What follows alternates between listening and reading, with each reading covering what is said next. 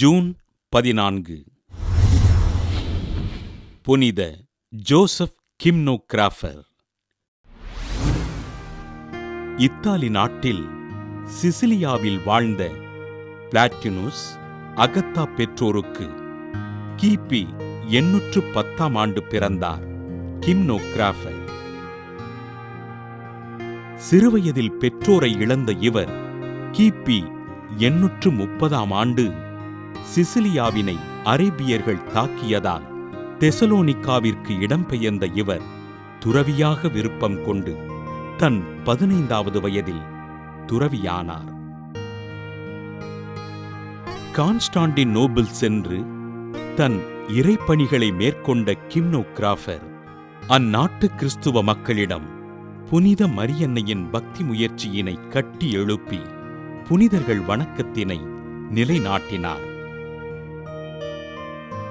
கத்தோலிக்க விசுவாசத்தினை கான்ஸ்டாண்டினோபிளில் உறுதிப்படுத்திய கிம்னோகிராஃபர் கிபி 841 கான்ஸ்டாண்டினோபிள் அரசனால் வெளியேற்றப்பட்டார்.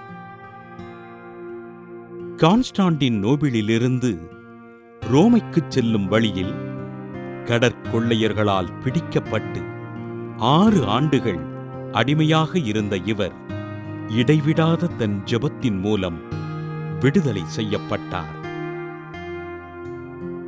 திருத்தந்தை 4ஆம் சிங்கராயரினால் கீழை திரு அவையின் தூதுவராக நியமனம் செய்யப்பட்ட கிம்னோகிராஃபர் கீழை திரு அவையில் நிலவியிருந்த சுரூப வழிபாட்டு எதிர்ப்பினை களைந்து கீழை திருச்சபையினை ஒழுங்கு செய்தார்.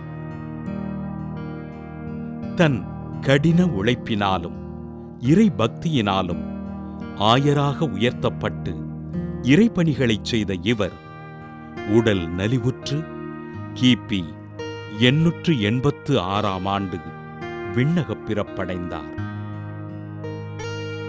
1000க்கும் மேற்பட்ட திருவழிபாட்டு பாடல்களை எழுதி மக்களிடம் இறைபக்தியினை வளர்த்தெடுத்த ஆயர் ஜோசப் கிம்னோகிராஃபரை திரு அவை புனிதராக உயர்த்தியது.